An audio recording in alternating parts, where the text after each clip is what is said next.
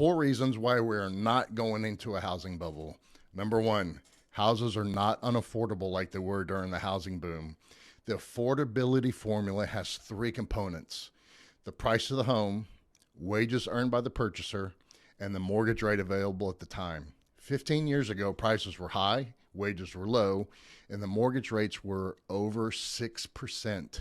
Today, prices are still high. Wages, however, have increased, and the mortgage rate, even after the recent spike, is still well below 6%. That means the average purchaser today can pay less of their monthly income toward their monthly mortgage payment than they did back then. Number two, mortgage standards were much more relaxed during the boom. During the housing bubble, it was much easier to get a mortgage than it is today. According to credit.org, a credit score between 550 and 619 is considered poor.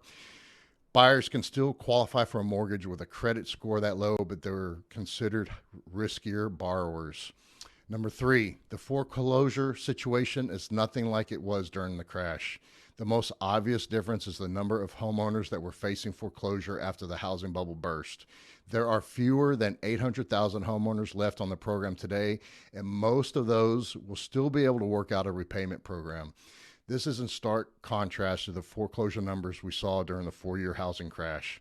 And number four, we don't have a surplus of homes on the market, we have a shortage.